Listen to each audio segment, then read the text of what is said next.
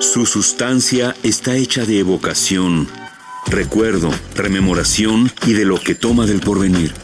Porque es una parte fundamental de nuestra identidad. Somos nuestra memoria. El programa de Lina que nos lleva de viva voz con los especialistas. Muy buenos días, esto es Radio INA, me encuentro en la conducción Mariana Rosas, la Secretaría de Cultura y el Instituto Nacional de Antropología e Historia los invitan a acompañarnos en la emisión de la serie Somos Nuestra Memoria. Contamos con la presencia de Xochipile Rosell y Verónica Zaragoza, especialistas del Museo Nacional del Virreinato. Ellas nos hablarán del tema El Camarín de la Virgen de Loreto del Museo Nacional del Virreinato. Bienvenidas. Gracias. Para entrar en materia, ¿a qué nos referimos cuando hablamos del Camarín de la Virgen de Loreto del Museo Nacional del Virreinato? Bueno, quizás lo primero que haya que decir que el camarín no es un espacio que se encuentra al interior del templo de San Francisco Javier, que está en Tepozotlán, en el Estado de México.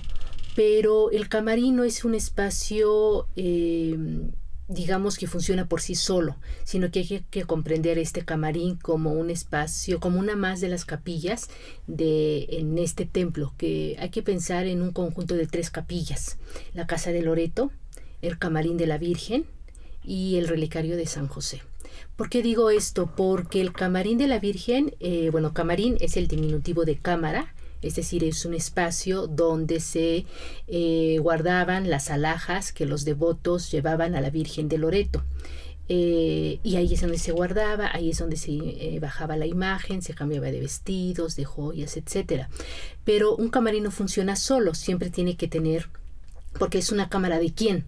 De la Virgen de Loreto. Y esta Virgen de Loreto, ¿dónde está? Está en la Casa de Loreto, que está adjunta, ¿no? La Casa de Loreto. Entonces, cuando se ingresa al templo de San Francisco Javier, en la nave del templo, es decir, donde ingresa los feligreses a la iglesia, que ahorita ya no funciona como iglesia, ahorita ya es museo, pertenece al Museo Nacional del Virreinato, del lado izquierdo hay una puerta que antiguamente tenía una puerta de madera, y ahí se ingresa a estas 3 capillas, que es la Casa de Loreto primero, atrás de la Casa de Loreto el Camarín de la Virgen y a un lado el Relicario de San José. Ok, pues gracias, Verónica. ¿Nos podrían hablar un poco de la historia de este camarín? ¿Cómo fue creado y quién lo creó? Sí, la devoción a la Virgen de Loreto fue traída por 2 padres jesuitas, los padres Juan María de Salvatierra y Juan Bautista Zappa. Ellos son jesuitas italianos, y en Italia, en Loreto, así es como se llama esta población, se encuentra el santuario de la Virgen de Loreto. Estos 2 jesuitas eran devotos de esta advocación mariana, y en el siglo XVII, hacia 1675, ellos llegan a la Nueva España. Llegan con el entonces provincial de la provincia mexicana de la Compañía de Jesús, el padre Florencia, y una de las actividades que tienen es trasplantar y propagar la devoción de la Virgen de Loreto aquí en la Nueva España. Y por supuesto también la devoción a la Casa de Loreto. ¿Por qué insisto en esto? Porque ¿de qué se trata la Virgen de Loreto, la devoción de la Virgen de Loreto? Según la tradición, unos ángeles en el siglo XIII levantaron la casa de Nazaret, la que está en Nazaret, porque había sido invadida en ese momento, y los cruzados defienden esta zona, pero pierden. Entonces, al haber perdido la tierra, lo que se dice es que unos ángeles llegaron, levantaron la casa de Nazaret y la transportaron hacia Loreto. Entre este camino tuvo varias fases de que bajó a otros sitios, pero finalmente se quedó en Loreto, en Italia. Y es ahí donde surge esta devoción de la Casa de Loreto. Entonces, esta es la devoción que traen estos jesuitas a la Nueva España, y la primera casa de Loreto que se construye en la Nueva España fue en el Colegio de San Gregorio. Era el colegio jesuita para la educación de los indios que estaba en la Ciudad de México.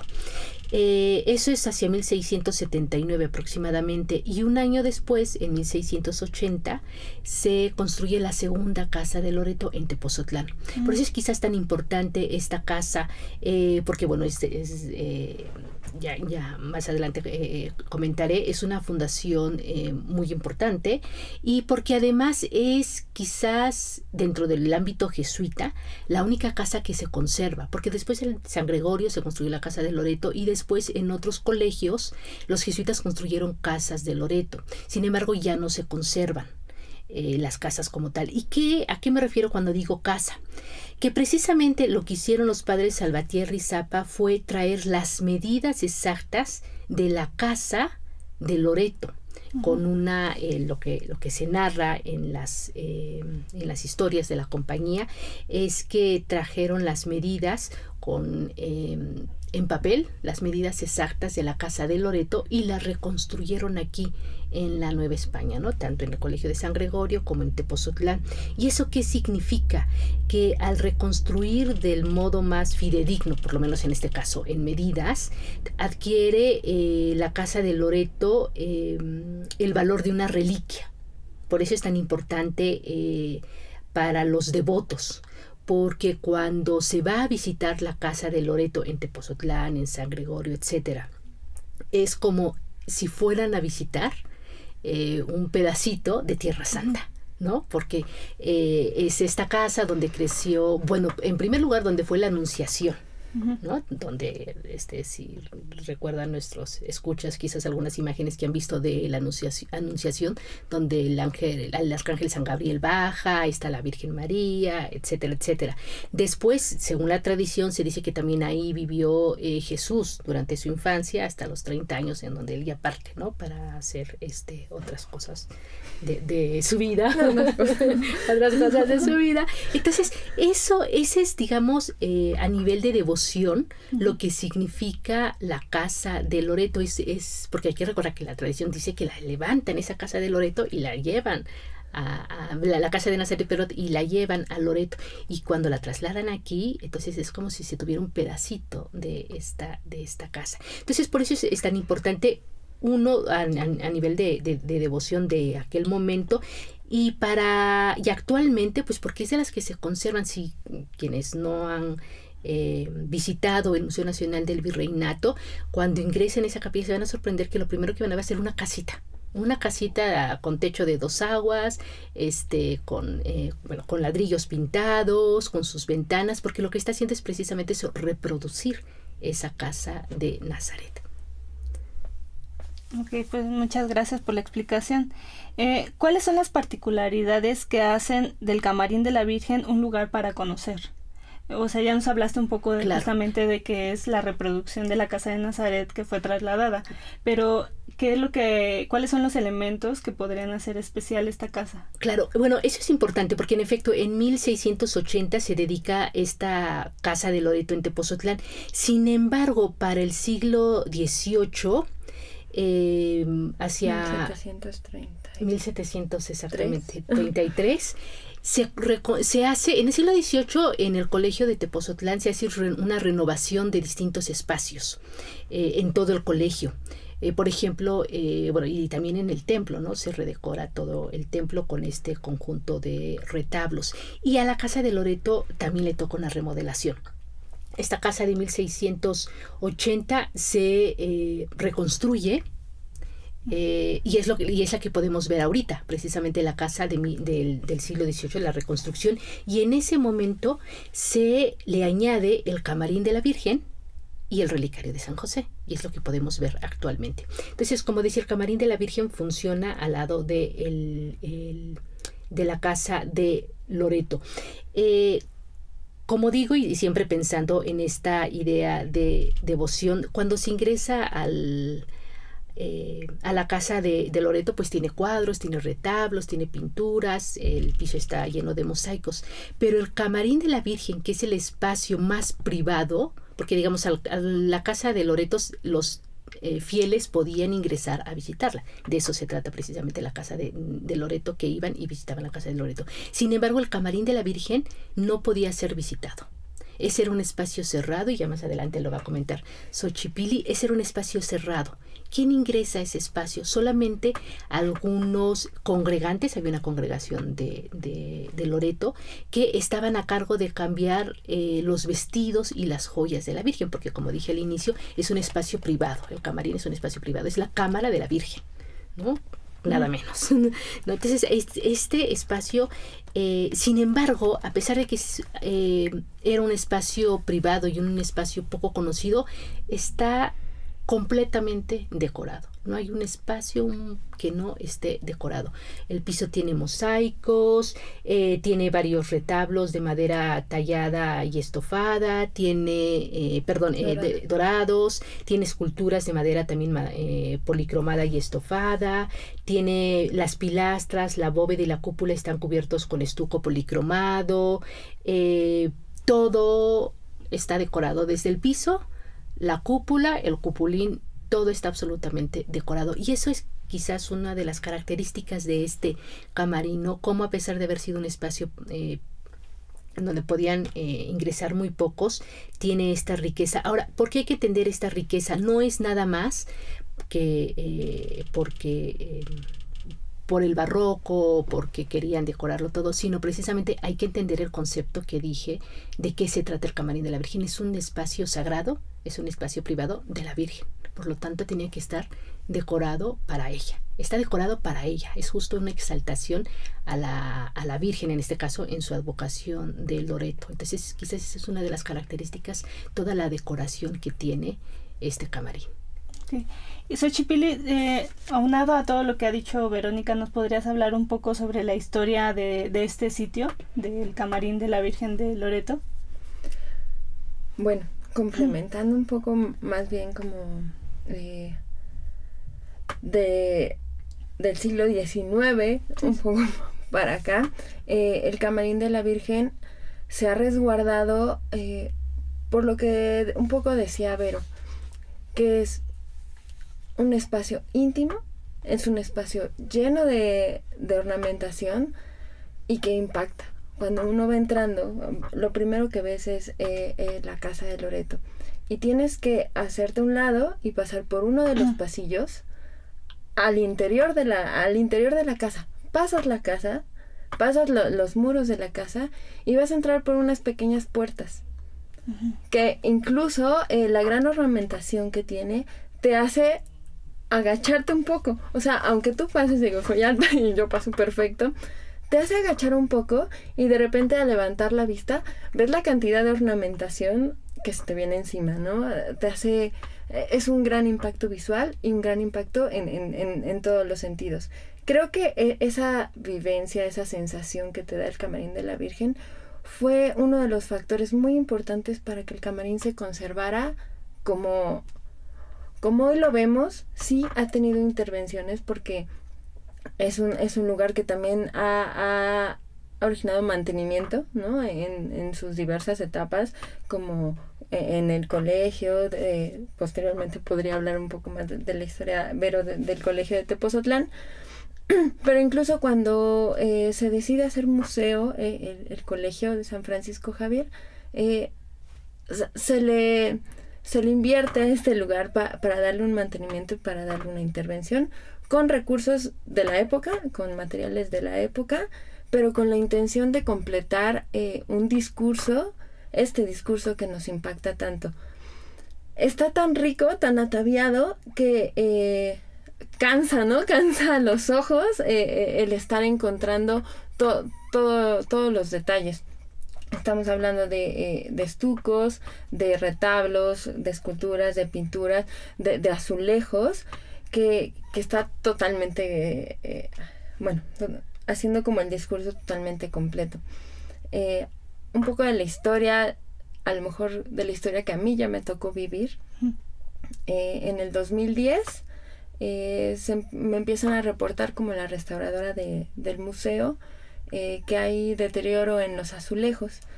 Se empieza a ver que en el piso de vidrio, que fue una intervención museográfica para que el público pudiera acceder, es decir, había antes del 2010 se se decide hacer un piso museográfico en donde hay placas de vidrio, donde podías pasar libremente a ver tanto casa como, bueno, el vestíbulo de la casa como el camarín de la Virgen.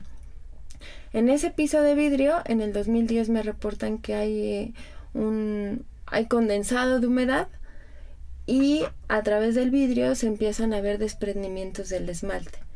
A partir de ahí, pues me dedico a observar el camarín, porque sé que como restauradora y conservadora, sé que el problema no es ese centímetro cuadrado de desprendimiento de azulejo, sino hay más. Y debe de haber más, por algo está pasando eso. Y a partir del 2010 empezamos a investigar sobre la problemática de conservación del camarín. Esta investigación y estudio fue año con año y nos dio muchas pautas, no solo para entender la problemática de conservación, que es muy compleja, sino también para empezar a descubrir otras cosas, ¿no? A empezar como otra vez en la literatura, cuando se construyó, qué significa la casa de Loreto, qué significa el camarín, por qué hay tres capillas, ¿no? A lo mejor para nosotros ya se nos hace común verlas, pero precisamente queremos nuevamente entender cómo funcionaban estas tres capillas para también darles pues el sentido de discurso ya como museo.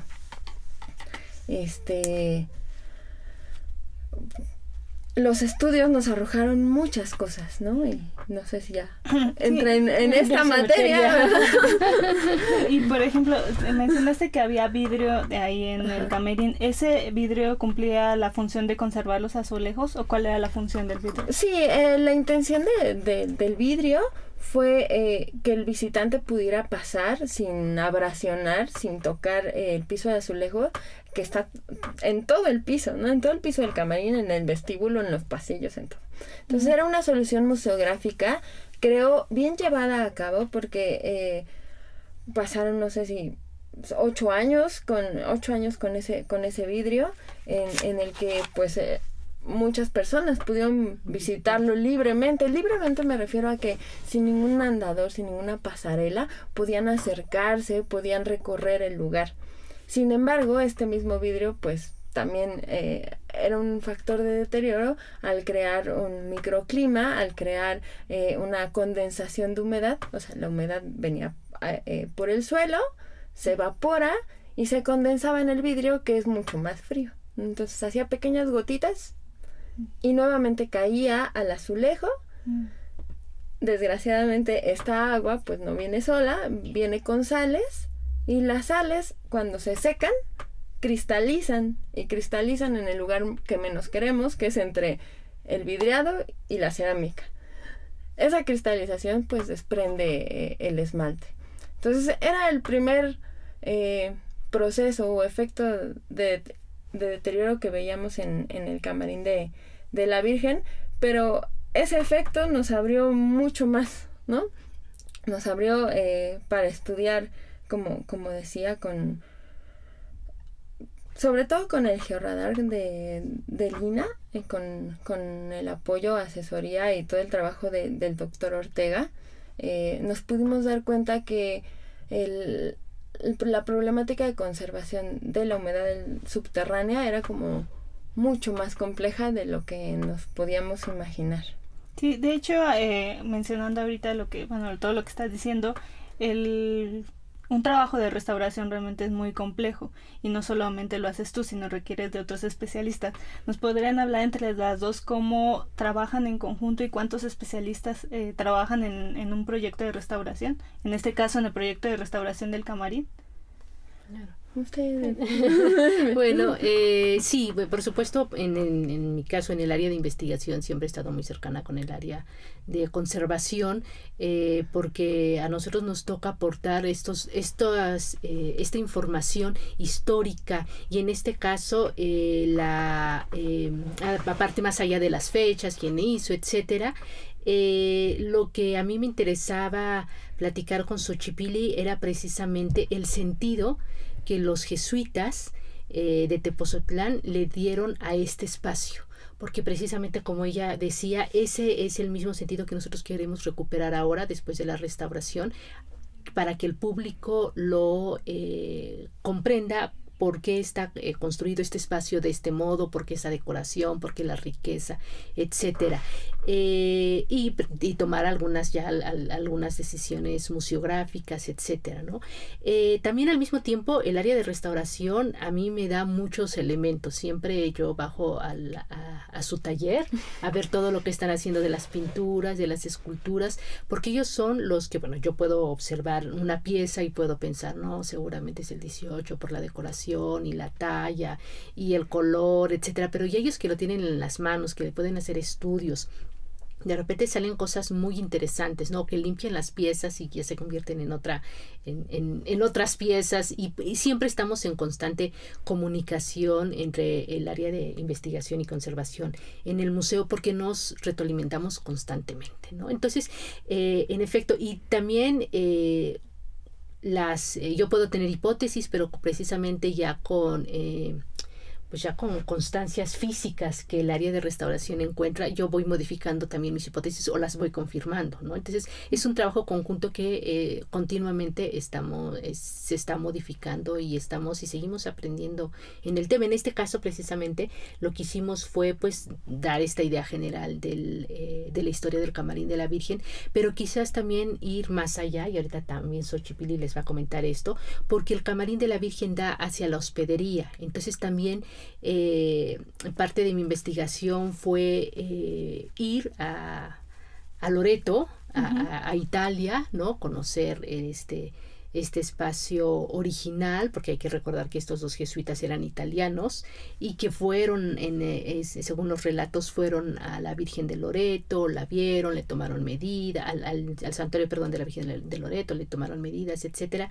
Entonces, pues nos estamos acercando a varias interpretaciones y que esperamos que ya para cuando se finalice la restauración ya podamos tener más armadas estas nuevas interpretaciones que tenemos sobre el camarín. Muchas gracias, Verónica. Y por ejemplo, Xochipilli, complementando a Verónica, ¿qué otros especialistas participan en la restauración del camarín? Y pues, también, un poco, ¿qué aporta un georradar a la restauración? Claro. Bueno, como les comentaba, desde el 2010 nos dimos a la tarea de empezar a estudiar, y los restauradores no lo podemos hacer solos. Entonces me agarré de la mano a Vero, me agarré de la mano al doctor Ortega del Laboratorio de Geofísica de Lina, y les planteé la problemática. Un georradar lo que nos puede dar es información, a grandes rasgos, información del subsuelo, el suelo y subsuelo en dicho lugar a través de ondas. Entonces el doctor Ortega y su equipo tienen una serie de antenas, ¿no? Que penetran el suelo a diversas profundidades, y entonces lo que nos dio él fue un gran mapa en diferentes capas de lo que había en donde estábamos pisando. Mi primera idea era saber qué estaba pasando abajo de los centímetros cuadrados que se estaban desprendiendo. Y bueno, el georradar y el doctor Ortega nos comentaban que había un gran hueco, ¿no? Esto es a grandes rasgos porque fueron muchas temporadas de trabajo, toda la interpretación del doctor Ortega y de su equipo, ¿no? Pero esto es a grandes rasgos. Había huecos abajo del camarín, y estos huecos, después de otras temporadas, se convirtieron en canales, ¿no? Canales que pasan abajo del camarín, que pasan abajo del templo, y luego empezamos a hilar que no eran canales que se hicieron, que se hicieron conforme a lo mejor a deterioro, sino eran canales hechos por la propia Compañía de Jesús para distribuir el agua. Y esto lo empezamos a sumar a estudios que se han hecho del Colegio de San Francisco Javier, de la tecnología hidráulica que tenían en ese tiempo, que era un colegio inteligente, ¿no? Que captaba el agua de lluvia y lo ponía la distribuía en los aljibes, que el patio de cocinas también tenía su propia distribución de agua. Entonces empezamos a hilar todo esto y decimos, ok, estos canales fueron hechos por la Compañía de Jesús y por algún motivo están obstruidos o ahorita no están funcionando y están liberando humedad por el camarín de la Virgen. ¿No? Aunado a esto empezamos a hacer estudios en el patio de la hostería y afuera de la capilla y del camarín de la Virgen. También ahí pues nos salieron lo mismo, estos canales subterráneos, y además pues observamos que hay 2 placas grandes y extensas de cemento, ¿no? Aunado también a la plancha de cemento que tenemos en el templo de San Francisco Javier, pues estábamos viendo que la problemática era que toda la humedad que además estaba concentrando en el subsuelo, que es un subsuelo muy arcilloso, se estaba liberando por la capilla y por la casa de Loreto, no por las áreas que lo circundan, ¿no? Entonces creo que es muy valioso este estudio porque nos dio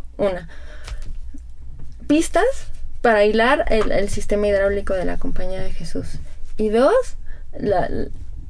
nos dio el dato exacto de qué es lo que estaba pasando con la humedad y qué es lo que teníamos que hacer.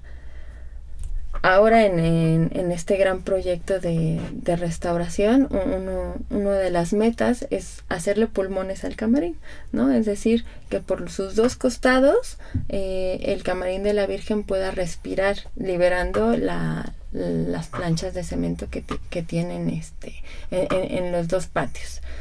Eso fue a través del georradar, pero bueno, también ahorita están trabajando arqueólogos, ¿no? En esta liberación hay una excavación, y entonces la arqueóloga Josefina Gasca está llevando a cabo ahorita, liderando el proyecto arqueológico, que estaría muy padre, que la pudiéramos invitar para que nos narrara todo lo que está descubriendo ahora.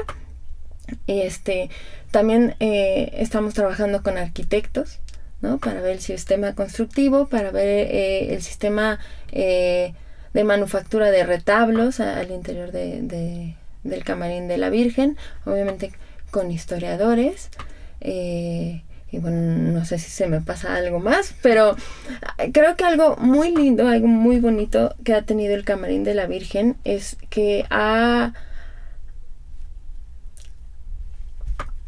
juntado a muchas especialidades de una manera no casual, sino de una manera de interés en cada una de las especialidades, pero como con un mismo fin. Sí se habla mucho de estos proyectos interdisciplinarios en donde llega el químico y te dice, ¿sabes qué? Ponle esto, no sé qué. Me falta un químico que también nos está apoyando, perdón, ahorita que lo recordé. Y ponle esto y ponle el otro, y entonces vamos a aplicarlo así, y se va, ¿no?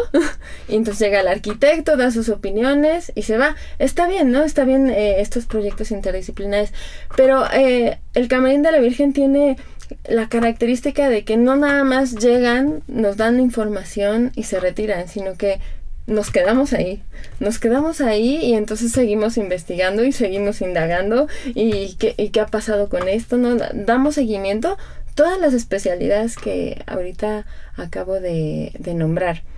Algo que quisiera aplaudir mucho del instituto es que todas las coordinaciones nacionales se han unido al proyecto, ¿no? La verdad es que estoy muy contenta porque me visitan cada jueves y se han unido al proyecto y se han unido a a conocer el camarín de la Virgen, ¿no? A entender cómo está construido, cómo está hecho y qué es lo que le estamos haciendo nosotros los restauradores, que ya nos toca como la colita al final, ¿no? Ya la intervención, ya estar ahí enfrente de los estucos y decidir si lo limpiamos o no. Entonces está la Coordinación Nacional de Monumentos Históricos que estuvo desde el principio haciendo el proyecto museográfico de un andador, el cual se va a poner al final, y también como el proyecto de conservación del inmueble. Está la Coordinación Nacional de Museos y Exposiciones, que también nos ha brindado mucho el apoyo y va a estar en esta parte también del diseño del discurso museográfico, que no nada más va a ser la pasarela, ¿no? Ya tenemos como otras ideas. Y está la Coordinación Nacional de Conservación del Patrimonio Cultural, a la que debo de agradecer mucho el apoyo a través de Dora Méndez. Entonces, estas coordinaciones se han sumado como para hacer un proyecto real, un proyecto interdisciplinario y un proyecto también vivo, ¿no? Porque van cambiando, ¿no? O sea, de repente el día de hoy, 2016, septiembre de 2016, nos encontramos que hay 3 capas de policromía en los estucos. Bueno, pues todos empezamos a discutir qué hacemos con las 3 capas de policromía en los estucos. Entonces, ha ido cambiando este proyecto, se han ido sumando especialistas. Y pues la verdad me siento muy contenta, con mucha responsabilidad, sí, pero muy contenta de que se haya logrado el proyecto y ahorita más de 30 restauradores estén en este momento interviniendo el Camarín de la Virgen. Muchas gracias, Xochipilli. Les recordamos a la audiencia que el tema de esta ocasión es el Camarín de la Virgen de Loreto del Museo Nacional del Virreinato. Y para hablar de esto contamos con la presencia de Xochipilli Rosell, que es restauradora, y Verónica Zaragoza, que es la historiadora del museo. Un poco que con todo esto que nos acabas de decir, ¿qué adversidades se enfrenta hoy en día la conservación en el camarín? ¿Qué adversidades? Bueno, además de todas las administrativas, que son como llevaderas. Más que adversidades, yo le pondría retos, ¿no? Los retos de saber, en primer lugar, cómo estaba construido el Camarín de la Virgen en la parte de arquitectura. Estamos con los arquitectos viendo que todo el colegio de Tepozotlán estaba hecho de una piedra verde, ¿no? Que es muy fácil de trabajar, sí, pero de repente se desintegra también muy fácil si no está recubierta. Entonces también el camarín está hecho de esa piedra verde. En la parte de construcción de retablos, primero es conocer cómo fue armado un retablo, para después entender cómo está estructurado y si tiene alguna fisura o alguna fractura, alguna o algo que nos haga decir que la estructura se está viendo afectada, poder saber cómo corregirlo. Este fue uno de los casos del retablo poniente del Camarín de la Virgen. Presentaba una fractura en uno de los angelitos, estaba partido a la mitad, y entonces entre arquitectos y restauradores empezamos a ver si tenía una falla estructural o tenía algún movimiento o algo que nos pudiera dar la historia de esa fractura. Y bueno, empezamos a ver que en alguna intervención el remate de este retablo pues fue movido, digamos así, y fue un poco modificado, lo que hizo que el retablo de abajo se viera un poco afectado. Sin embargo, actualmente por los estudios de carga que ya se hicieron, vemos que el retablo está estable y solamente se le va a apoyar al remate con un soporte auxiliar, la carga, ¿no? Al retablo poniente. En el caso de las esculturas, es algo muy bonito ver que unas esculturas del siglo XVII, siglo XVIII, finales del XVII, principios del XVIII, perdón, está en muy buen estado. El estado de conservación de los estofados están casi intactos, sí tienen algunas fisuras, craqueladuras, ¿no? Deterioros que nos hablan del paso del tiempo. Sin embargo, estos no han sido ni repintados ni retocados, ¿no? Entonces podemos ver el discurso del estofado de estas esculturas casi intacto. Algo que nos ha sorprendido mucho y que a lo mejor en esta gama de bienes culturales no es tan taquillero, que son como los muebles y los azulejos, nos hemos llevado una muy grata sorpresa ahora con la intervención, porque si bien son de uso las puertas, hablemos de las puertas principalmente, pues casi nadie, como entras, casi nadie se había percatado de lo lindas que son. Digo, yo habito ahí, yo habito mi museo y no me había percatado de lo lindas que son. Y ahora con la intervención de los restauradores, de verdad me he quedado fascinada del azul claro que ha salido. No, es un azul muy lindo, muy, pues sí, pálido. Muy dieciochesco, ¿no? Muy dieciochesco. Es un azul. Pero, sí. Y que en complemento con la limpieza de los azulejos ha creado un ambiente de relajación, un ambiente muy tranquilo. De repente a veces la suciedad y como todo lo que se va acumulando en los bienes, pues sí cambia el discurso de un bien, ¿no? Hablemos de una escultura, pero de un espacio lo cambia por completo. Ahora que ya han liberado y limpiado estas dos puertas que cierran que cierran totalmente el camarín, hicimos el ejercicio Vero y yo, la oportunidad que nos da estar ahí, ¿verdad? Nos metimos, cerramos las puertas y ya con este tono azul clarito de estos muebles y la limpieza de los azulejos, el espacio cambia y es mágico que estés ahí adentro y estés tan relajado, tan tranquilo, tan sereno, a pesar de que hay 3 torres de andamio y restauradores interviniendo. Es un espacio muy íntimo, ¿no? Y creo que la limpieza que se ha ido generando en estos bienes ha ido regresando este ambiente que seguramente la Compañía de Jesús quería dar al Camarín de la Virgen.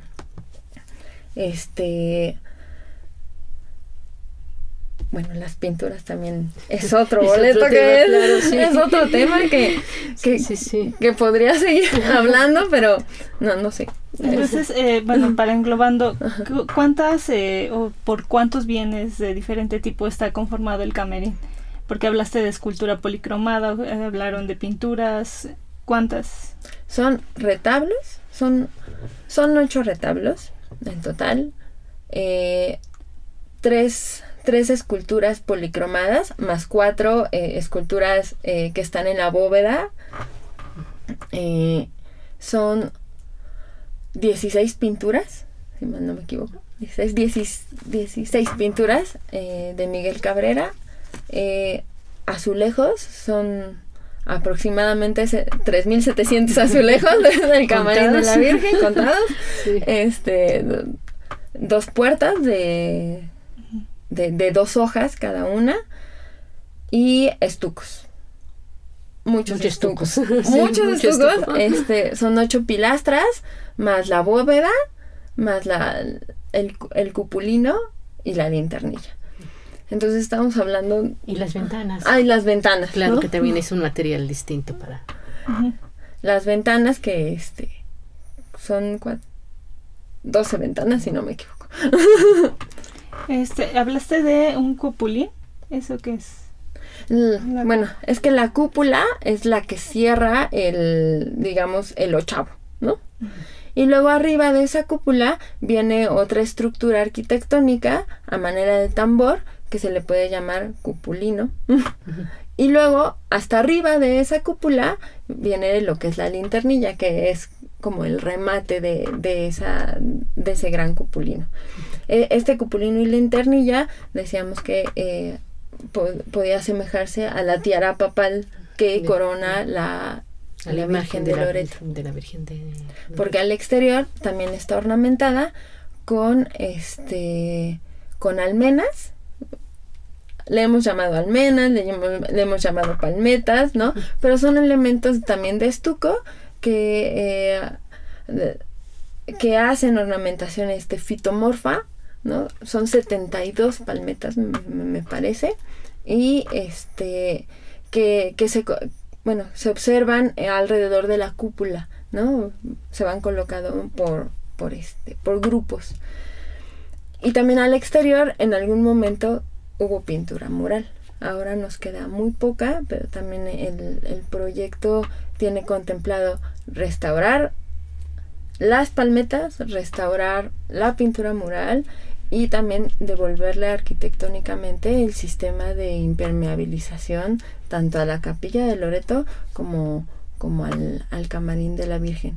En realidad, y ahorita quiero aprovechar para agradecer a la doctora Sara Gabriela Vaz toda la gestión que tuvo para que este proyecto se diera, porque es muy ambicioso, porque tenemos intervención de bienes inmuebles por destino al interior de todo lo que les acabo de decir.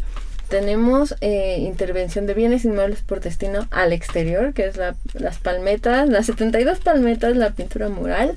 Tenemos intervención de arquitectónica para liberar las planchas de cemento y hacerle respirar al camarín por otros lados.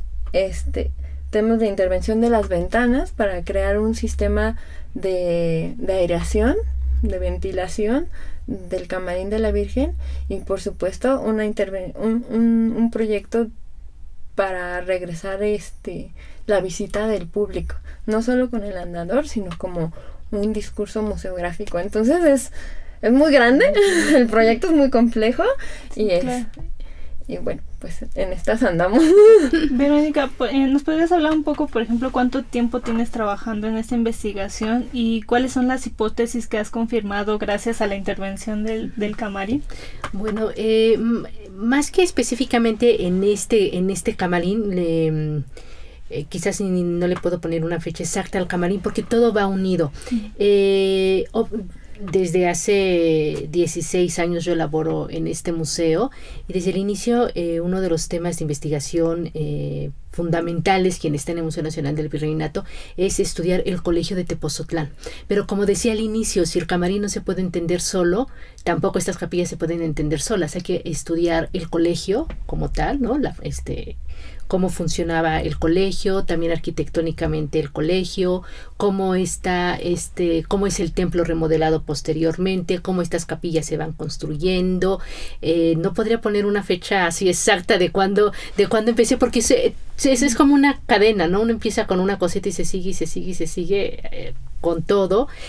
Lo que sí, digamos ya quizás de un modo mucho más fuerte precisamente por este proyecto del camarín, desde hace 2 años aproximadamente ya empecé con estas fuentes más cercanas y que son fuentes históricas, ¿no? Que uno tiene que acudir a los archivos, específicamente al Archivo General de la Nación, al Archivo de la Compañía, a fuentes bibliográficas primarias, pero curiosamente algo que hay que decir, no solamente del camarín sino en general del colegio, hay poca información en realidad del colegio, de sus obras, quiero decir.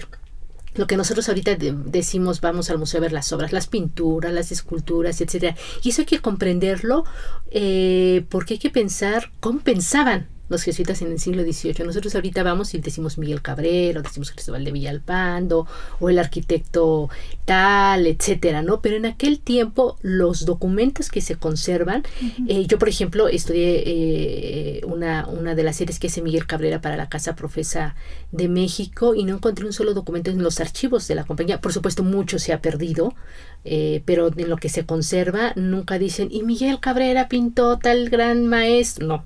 ¿no? Ellos, la intención es, por ejemplo, lo que más aparece en la documentación es quién pagó. No sé, en este caso, Manuel Tomás de la Canal fue fue el principal, en realidad fue el principal benefactor de la construcción del Camarín de la Virgen, de esta renovación, porque la del siglo XVII estuvo a cargo principalmente de la familia Medina Picasso, en la, quien pagó económicamente. O, por ejemplo, en el caso de nunca se habla del arquitecto del camarín, ¿no? Por ejemplo, si nosotros pensamos en, ¿quién fue el arquitecto? Ahorita a lo mejor actualmente decimos, tal arquitecto hizo tal obra. En aquel tiempo no es para la Compañía de Jesús, precisamente porque son obras de devoción, lo más importante no es quién la hizo, sino quién la costea o a quién, ¿no? O, por ejemplo, quién de la compañía está a cargo de esa obra. Por ejemplo, de Camarín de la Virgen fueron 2 padres, Juan de Ortega e Ignacio Paredes, quienes estuvieron a cargo de la obra. Y que ahí es muy difícil de repente averiguar si ellos son los que diseñaron el edificio o solamente estuvieron a cargo de la administración del dinero que llegó o hicieron ambas cosas, ¿no? Porque tampoco eso se encuentra en la documentación registrada. Para los jesuitas de Tepozotlán fueron los padres Ortega y Paredes quienes estuvieron a cargo de la construcción del templo, pero nada más es todo lo que dicen, nunca se van a detalles que a lo mejor a nosotros nos gustaría ahorita, ¿no? Y tal pintó, tal otro. Por ejemplo, en el caso del Camarín de la Virgen sí hay algunas pinturas, bueno, todas las pinturas debieron ser de Miguel Cabrera, pero no todas están firmadas, que eso era también muy común de una serie completa, el pintor no firma todas, firma una, firma 2, ¿no? Acaso 3, pero no más, ¿no? Con eso es suficiente. Y de repente cuando estas series se dispersan, ya uno ya no sabe, ¿no? De quién pudo haber sido, porque nada más una de toda la serie estaba firmada. Afortunadamente aquí, y eso es también hay algo que es algo que hay que resaltar, podemos ver el Camarín de la Virgen prácticamente igual a como fue construido originalmente. Bueno, prácticamente igual quiero decir en su construcción, porque bueno, ya ha dicho Xochipilli que ha sido restaurado ¿no? Ha tenido varias modificaciones en la restauración, pero digamos, eso estamos hablando del epidermis, no del conjunto de la construcción. Esa es una de las grandes fortunas que tenemos con el Camarín de la Virgen, ¿no? Que prácticamente podemos verlo igual como está, así es como lo dejaron, ¿no? Con el mosaico, con los estucos, las esculturas, etcétera. Y quizás aquí tengo que aprovechar para decir que hay que recordar que los jesuitas construyeron esto en la primera mitad del siglo XVIII y en 1767 fueron expulsos de todo el territorio novohispano. El rey Carlos III dice, por una orden real, declara que todos los jesuitas sean expulsos de su territorio. Y a partir de ese momento el colegio de Tepozotlán pues salen ellos, queda por algunos años deshabitado, pero después ahí se instaura un seminario hasta mediados del siglo XIX. Después regresan nuevamente los jesuitas en la segunda mitad del siglo XIX, salen definitivamente en 1910 aproximadamente con la Revolución Mexicana o 13, no recuerdo ahorita exactamente la fecha, y con el tiempo se vuelve Museo Colonial y después Museo Nacional del Virreinato. ¿Qué quiero decir con esta cronología? Que pues la verdad hemos tenido mucha suerte en que se conserve este espacio en tan buen estado dentro de todo lo que se ha hecho y lo que se tiene que hacer. Y como dijo Xochipilli, no es que realmente es un espacio extraordinario, cuando se ingresa un espacio extraordinario que bueno, que ha sobrevivido hasta el momento y que de verdad es un privilegio que México y el instituto pueda conservar un espacio como este, ¿no? Y a cargo de él. Exactamente, pues muchas gracias, Verónica. Xochipilli, 2 preguntas. ¿Cuántas renovaciones ha tenido el Camarín de la Virgen? ¿Y nos podrías decir que es un bien mueble por destino? Sí. Bien a bien no se puede determinar. Tuvo 10 intervenciones, ¿no? Sabemos de una muy fuerte, digámoslo así, un proyecto grande, cuando se abre al museo el Colegio de San Francisco Javier.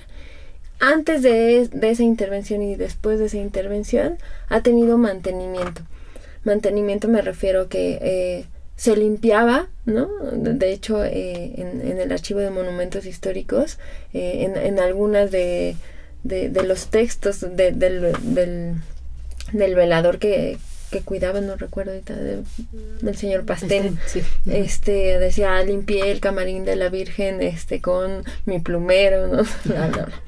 Está esta gran intervención en el 64, y posteriormente también se hicieron algunas intervenciones de mantenimiento. Al exterior hay más intervenciones, ¿no? E incluso de hace poco, 10 años, hablemoslo así, de nuevamente aplanar el inmueble, la impermeabilización, intervenciones que se hacen, como lo decía, de mantenimiento para conservar este inmueble. La segunda pregunta era... ¿cuál era o qué es un bien inmueble por destino? Sí, los bienes inmuebles, bueno, son todos los edificios, ¿no?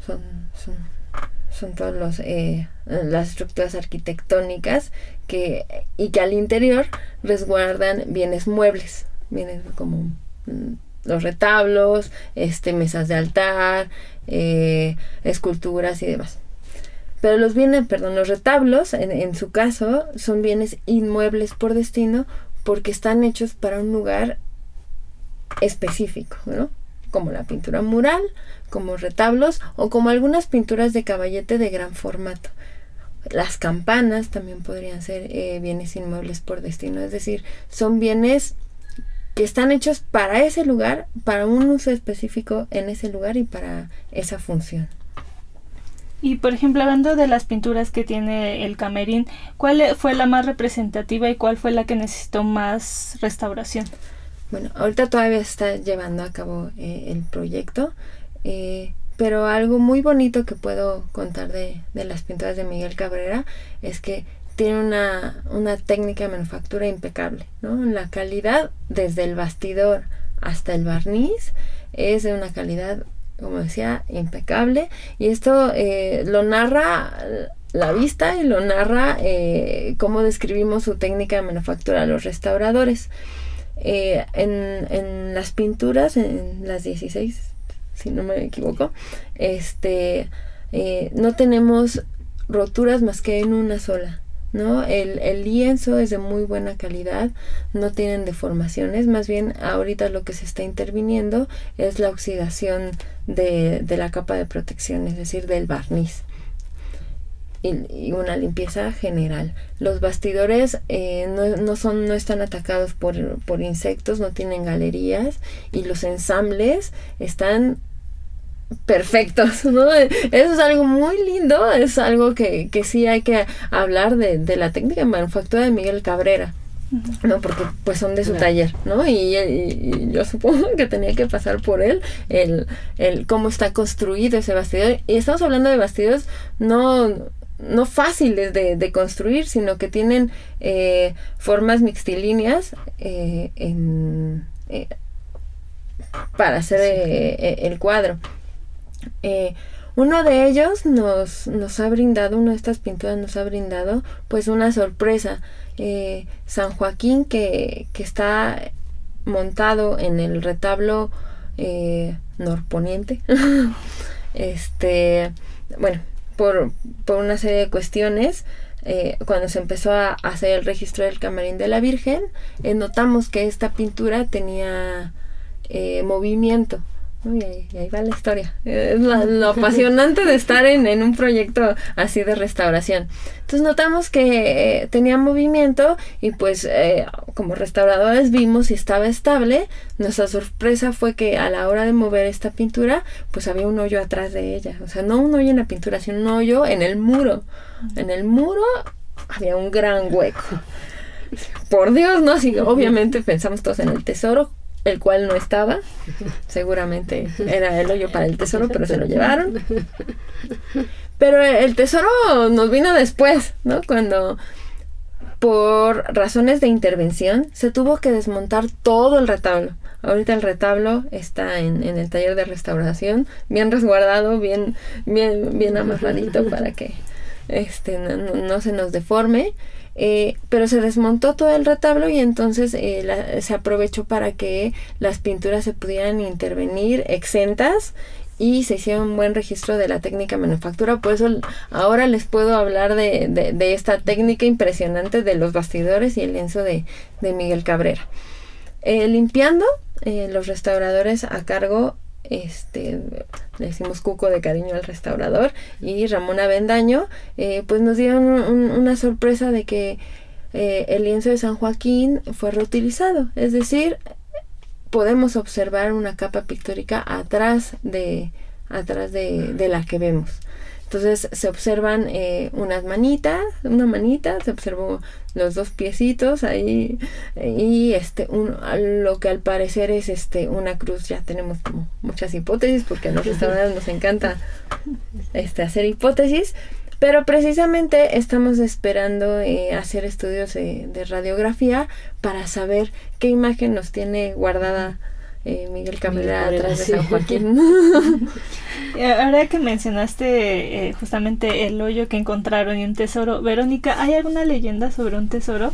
Existe esa leyenda, además, supongo que se realizó desde la expulsión de la compañía, desde ahí yo creo que inició ese tesoro, pero no existe ningún tesoro, porque es que justo está documentado, ¿no? Tanto para el INA, etcétera, está documentado que desde siempre existe esa leyenda, precisamente por esta idea de que la Compañía de Jesús era una compañía con muchos bienes, ¿no? Y justo se va tejiendo también, supongo, porque la expulsión es de imprevisto, ¿no? Digamos que no tienen mucho tiempo para salir corriendo. Entonces lo que se dice, ¿no? Es de que seguramente de un modo muy rápido guardaron todo, pero esto no es posible porque precisamente por la narración que existe de cómo fue la expulsión